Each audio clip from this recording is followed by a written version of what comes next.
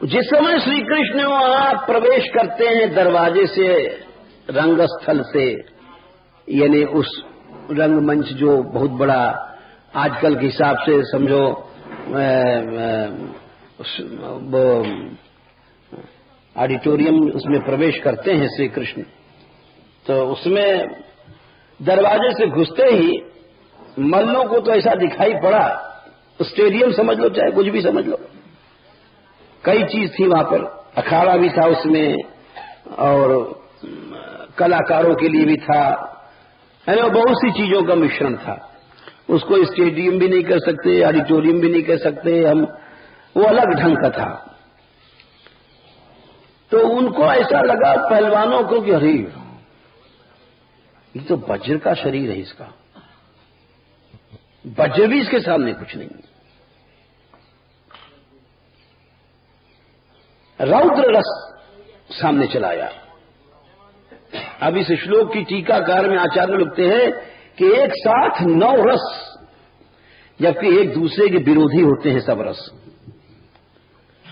और वहां पर रस का सांकर्य दोष माना गया है। अगर कोई श्रृंगार रस का वर्णन कर रहा है तो देखिए ना, अरे आपकी तोते की तरह नाक है, वाह वाह वाह, कपोल कैसे सुंदर फूल रहे हैं, और ओंठ तो लाल लाल एकदम बिंबा फल की तरह लगते हैं, कितना सुंदर कमल की तरह मुख है, और उसमें जब आप थूकते हैं तो अब ये क्या, ये गड़बड़ हो गया। मतलब श्रृंगार रस का वर्णन चल रहा था और बीभत्स रस ला दिया, तो सब गड़बड़ हो गया। तो इसको जो है रसाभास रसांकर कहा गया। आपकी नासिका को देख करके तोता भी लज्जित होता है, इतनी सुंदर नासिका तोते की नहीं हो सकती। जब आप छिनकते हैं तो अब क्या हुआ, कितना सुंदर वर्णन चल रहा था, रसाभास कर दिया। तो इसी तरह से ये एक साथ 9 रस नहीं हो सकते, लेकिन यहां पर 9 रस एक साथ दिखाया है। ये भगवत विग्रह की और अनुभूति की तारीफ है, और आज तक किसी ने रसाभास और रस सांकर्य दोष कुछ नहीं माना, मानने का प्रश्न ही नहीं है। क्यों? दोष तब होता जब, जैसे हमने कहा कि आपके कान एकदम मकराकृत अपने बने हुए सोडौल हैं, देखने वाले सबकी एक ही रूप है और एक ही दृष्टि है, और उसके बाद हमने कहा फिर जब आप खूंट निकालते हैं तो अब मतलब जो आंख कान को देख रही है वही आंख खूंट को देख रही है, जिससे मैल निकलता है, तो इसमें रस दोष हुआ। अब यहां दोष यूं नहीं है कि कृष्ण एक है, देखने वालों की दृष्टि अलग अलग है, भावनाएं अलग अलग है, इसलिए कोई रस का दोष, रस का सांकर्य, रस का कुछ हो ही नहीं सकता है, रसाभास। बोले पहलवान लोगों को दिखाई पड़ा, ओ वज्र की तरह शरीर है, ये क्या था? रौद्र रस था। नृणाम नरवरा, जो मनुष्य थे वो समझते थे कृष्ण मनुष्य हैं, उनको अद्भुत रस दिखाई पड़ा। अरे कहीं मनुष्यों में भी ऐसा सुंदरता होती है? अब इनका कोई मेल नहीं है, लेकिन सब एक साथ आ रहा है सामने।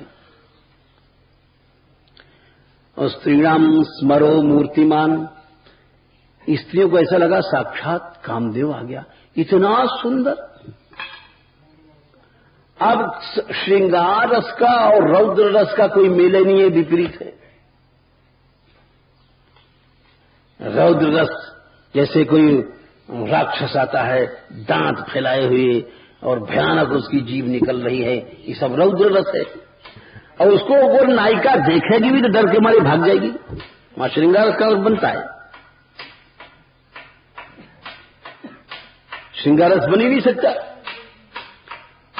आओ किसी की इतनी लंबी काली काली उस रात में जीभ निकल रही, लाल लाल, एक हाथ जीभ है और बड़े बड़े लंबे दांत हैं, और कोई बड़े प्रेम से कहा, किसने कहा तुम्हारे पति देवता हैं, दौड़ के देखने गई, और जब देखा तो बेहोश हो जाएगी। क्योंकि उसका सब श्रृंगार विंगार गुम हो जाएगा। क्या पता ही पति देवता कहा जाए। तो रौद्र और श्रृंगार रस एक साथ बन ही नहीं सकता, लेकिन यहां बन रहा है। स्त्रियां देखती हैं, अरे तो साक्षात कामदेव, इतना सुंदर, वही कृष्ण है। मल्लानाम अशनिर नृणाम नरवर स्त्रीणाम स्मरो मूर्तिमान, और गोपानाम स्वजनों, जो ग्वारियां हैं उनको क्या दिखाई पड़ रहा है? हास्य रस। अरे नंद के तेने तो बड़े यार गल छप्पा लगा रखे, वहां लंगड़ी पर लेकर कूद जाते थे, अब उनको वही हास्य रस, उनको अपना हास्य रस की उनको अनुभूति हो रही है।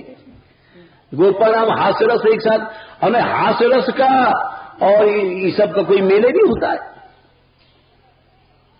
रौद्र रस में और हास्य रस का कोई मेले नहीं है। गोपानाम स्वजनो असताम क्षित भुजाम, जो दुष्ट राजा लोग हैं उनको देख करके डर लग रहा है, वीर रस की अनुभूति हो रही है। अरे इका छोड़ेगा, हम लोग कंस के मित्र हैं, ये कंस को मारने के बाद हमारा ही नंबर लेगा, तो उनका अलग हो रहा है।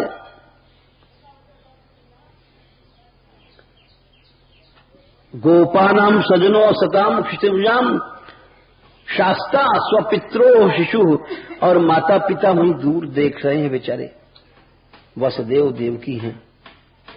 उनको करुण रस आ रहा है, हृदय रो रहा है कि कितना ज्यादा हमारा छोटा सा लड़का है और इसको मरवा रहा है। ये कितने पहाड़ कितने ऊंचे ऊंचे पहलवान हैं और हमारा लाला देखो बेचारा। उनको करुण रस, वीर रस और करुण रस का कोई जोड़ा ही नहीं है, दोनों उल्टे काम है। कोई किसी का लड़का मर गया और बहुत बड़ा पहलवान है और उससे कहो चलो तो कुश्ती के लिए तुम्हारे चैलेंज आ गया है सामने, अरे वो रोएगा कि लड़ेगा? लेकिन एक साथ नौ रस आ रहे हैं श्री कृष्ण में। मृत्युर्भोज पतेर, कंस देख रहा है वहां से, अरे तो मौत है, हमारी मौत है, उसको काल दिखाई पड़ रहा है। भयानक रस। विराट अविशाम, जो मूर्ख लोग थे उनको बीभत्स रस दिखाई पड़ा। अरे देखने का मन नहीं करता। कुबलिया पीठ को मार के आए थे ना, तो खून के छींटे लग रहे हैं सारे शरीर पर, उनके बीभत्स रस आ रहा है। बोले देखना नहीं चाहिए, तो कैसे गमार लोग हैं। अरे खून उनको धो के आना चाहिए, तो गमार ही हैं, तो बिल्कुल नहीं, पशु से भी ज्यादा गए बीते हैं। अरे इतने बड़े रंगशाला में आया है, खून बुन भी धो के नहीं आए, कितना घृणित है स्वरूप, बीभत्स रूप। कहा कामदेव से सैकड़ों कामदेव सुंदर, और कहा इनको बीभत्स दिखाई पड़ रहा है। खून खून, नाक घोंसी कोड़ रहे हैं। एक ही कृष्ण है।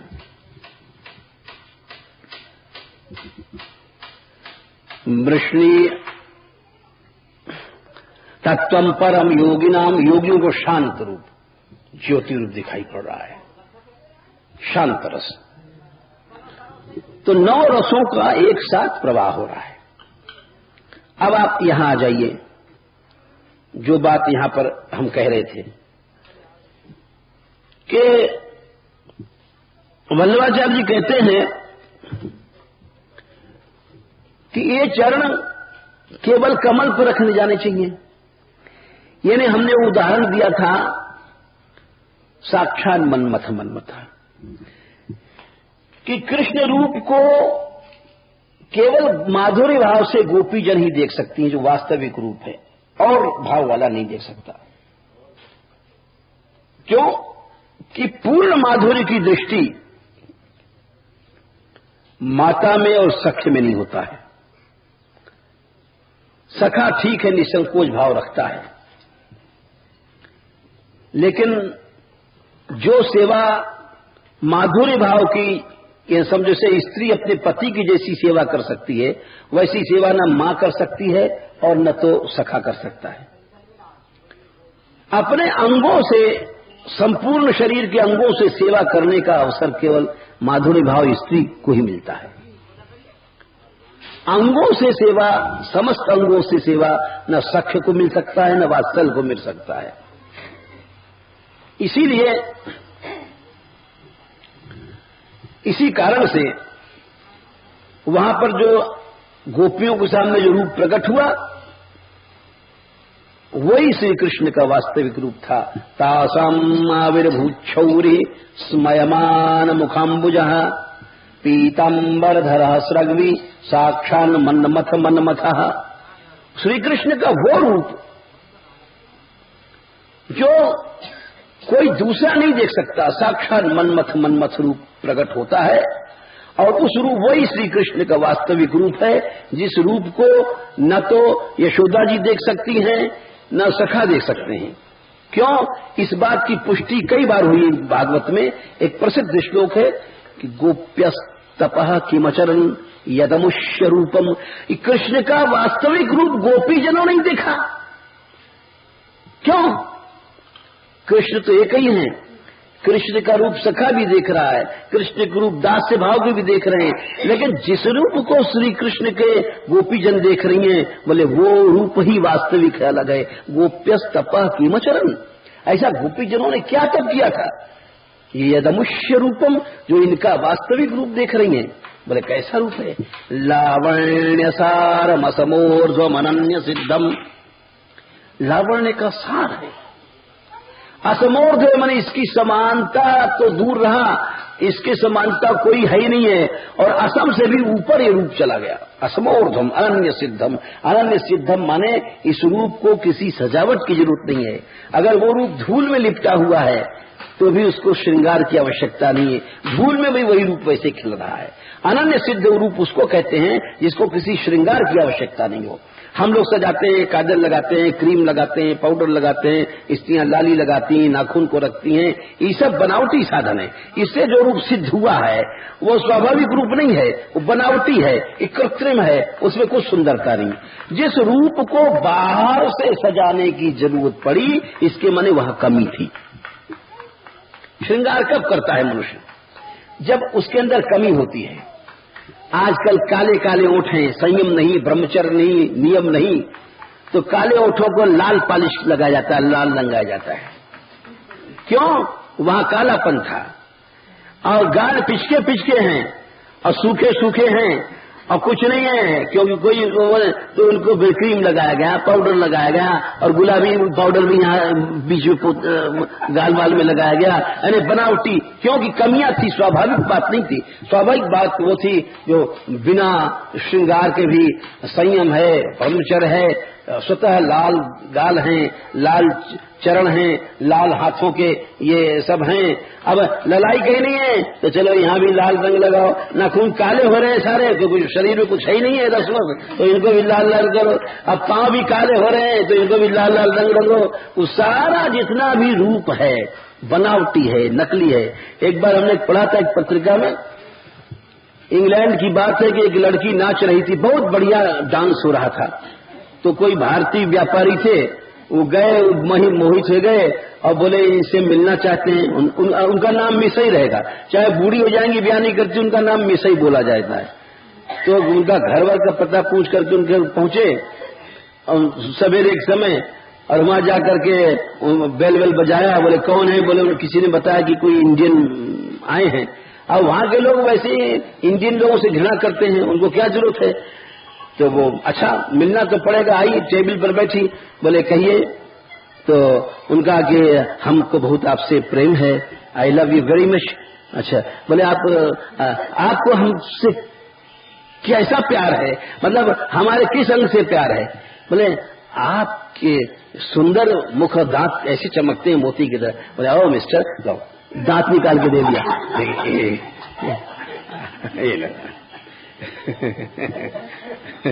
बोले आपके कितना नाचती है, जब आपके बाल कैसे लगते हैं झूमते हैं? ओ हमें बालों से, अरे लो तो बाल भी नकली थे, सब उतार के रख दिया नकली काम। तब पता पड़ा कि तो बुढ़िया थी और मेकअप करके ऐसी लग रही थी कि 15-16 साल की लड़की है। तो ये जिस रूप को श्रृंगार की आवश्यकता हुई तो वो अनन्य सिद्ध रूप नहीं हो सकता है। श्री कृष्ण रूप अनन्य सिद्ध है, इसको कोई श्रृंगार की आवश्यकता नहीं। बालू रे पिया पे लोट पोट होए, जसोदा मैया तेरो ललना बालू रेतिया पे पंकांकराग रुचिराग उपगुह्य गोर दूरभ्याम कीच में लिपटे हुए लगे सुंदर लग रहे हैं। क्यों? अनन्य सिद्ध रूप है, इसको कोई श्रृंगार की आवश्यकता नहीं। गोप्यस्तपः किमचरन यदमुष्य रूपम लावण्य सारम असमूर्ध्वम अनन्य सिद्धम। ऐसे रूप को दृग्भी पिबंती, आंखों से पीती हैं गोपियां, अनुसवम प्रतिक्षण पीती हैं। गोप्या दृग्भी पिबंत्यनुसवम दुरापमन्य ही। ये और कोई इस रूप को नहीं देख सकता, न सखा देख सकता है, न दास्य भाव का, न यशोदा। दुरापमन्य ही। एकांत धाम यशसः श्री ऐश्वर्य से, एकांत धाम है यश का, ऐश्वर्य का और श्री का। दुरापम अन्य ही माने अन्य भाव वाले नहीं देख सकते। ये समझ लीजिए, जो पति है और स्त्री है, जब तक बच्चा छोटा था मां की गोद में, जब तक उसके सब अंग को देख सकती है मां, उसके बाद मां भी नहीं देख सकती है। इस संसार में भी देख लीजिए, मर्यादा है। लड़का बड़ा हो गया, 18-20 साल का हो गया, 22 साल का ब्याह हो गया, तो केवल स्त्री पुरुष ही एक दूसरे के निरावरण रूप को देख सकते हैं, फिर मां भी नहीं देख सकती, सखा भी नहीं देख सकता।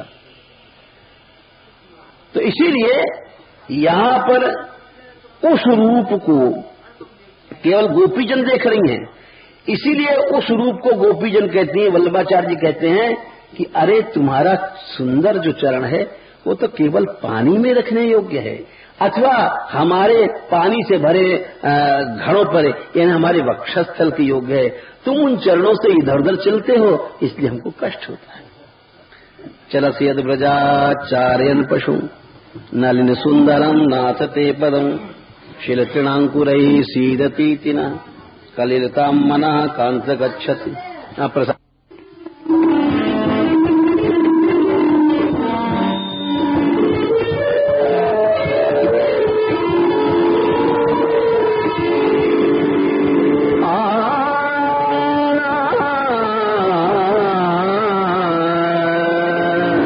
हे हरि, भाव ये है, ये रानी रूप कुंवर जी का पद है। ये सब रानी हुई है जो, और इन्होंने ब्रज में आकर के अपने उस राज सुख को छोड़ करके श्री कृष्ण उपासना किया। जैसे मीरा रानी थी वैसे भी रानी थी। इनका भाव यह है, हमें ब्रजवासी बना दो हे श्री कृष्ण। हे हरि ब्रजवासिन मोहि कीजे, हे हरि ब्रजवासिन मोहि कीजे।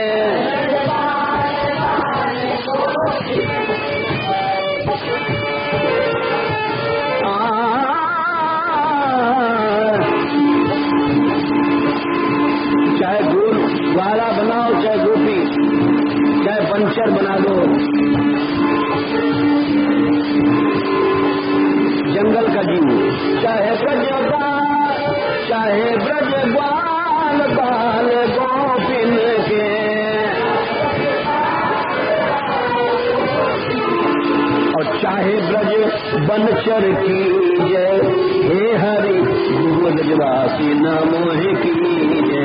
चाहे ब्रज बनचर ब्रजवासी न,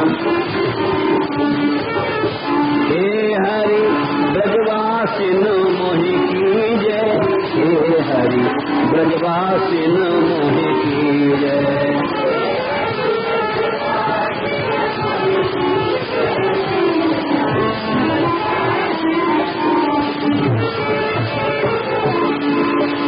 चाहे ब्रज धेनु गैया या बछड़ा,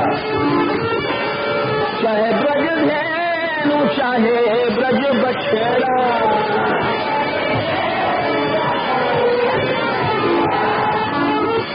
इसको कहते हैं ब्रजनिष्ठा।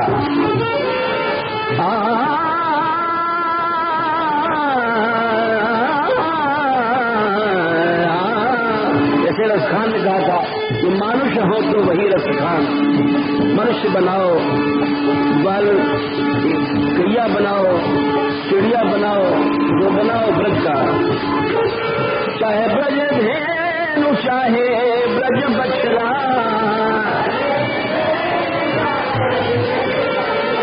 चाहे ब्रज बछड़ा, चाहे ब्रज मछली कछुआ, चाहे ब्रज जलचर कीजय कीजय, हे हरि मोहि ब्रजवासी न कीजय। चाहे हे हरि ब्रजवासी, हे हरि हे हरि हे हरि मोहि ब्रजवासी कीजय, हे हरि मोहि ब्रजवासी न कीजय।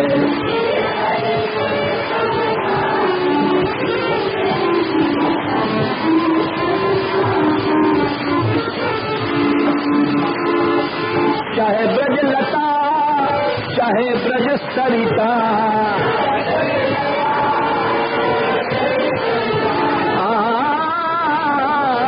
चाहे ब्रज लता चाहे ब्रज सरिता,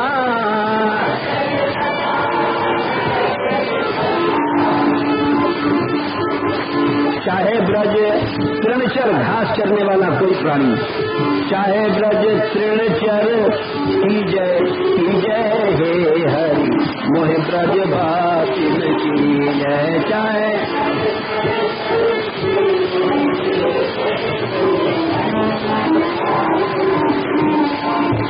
हे हरि मोहि ब्रजवासी कीजय, हे हरि मोहि ब्रजवासी न कीजय।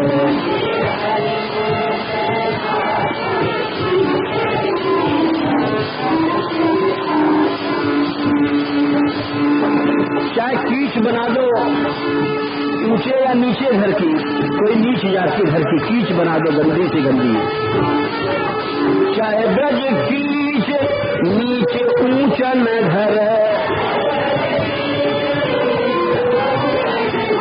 चाहे ब्रज कीच नीचे ऊंचा न घर,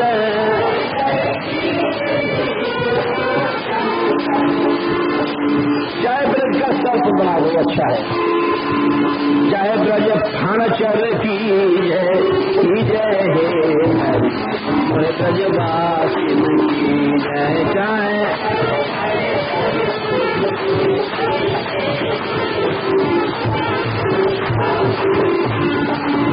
हे हरि मोहि ब्रजवासी कीजय, हे हरि मोहि ब्रजवासी न कीजय।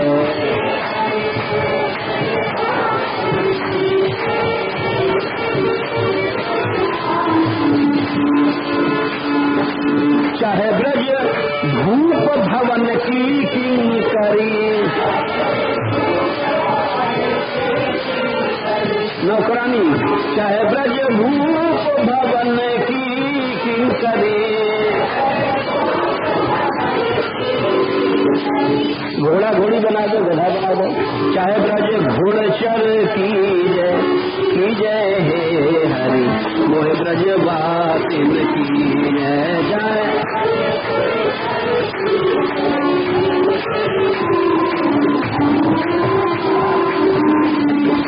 हे हरि मोहे ब्रजवासिन की जय हे हरि मोह ब्रजवासिन की जय।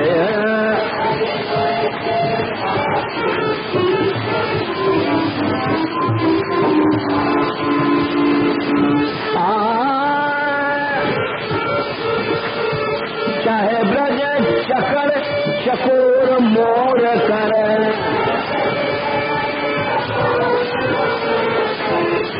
चकर माने चकवा चकई, चाहे ब्रज चकर चकोर मोर कर,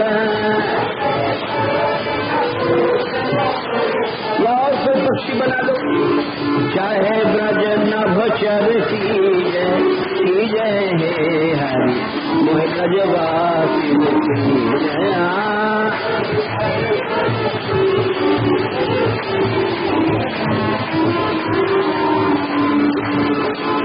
रूप कुंवरी दासी दासिन की, रूप कुंवरा दासी दासिन की,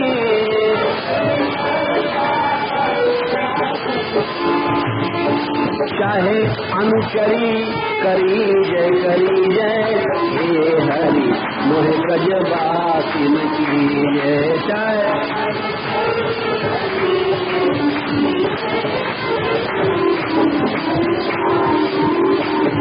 हे हरि मोह ब्रजवासिन की जय, हे हरि मोह ब्रजवासिन की जय।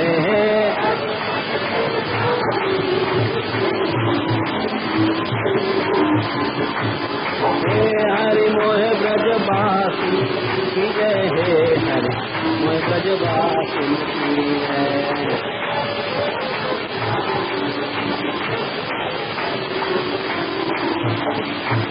हे हरि मोह ब्रजवासिन की जय, हे हरि मोह ब्रजवासिन की।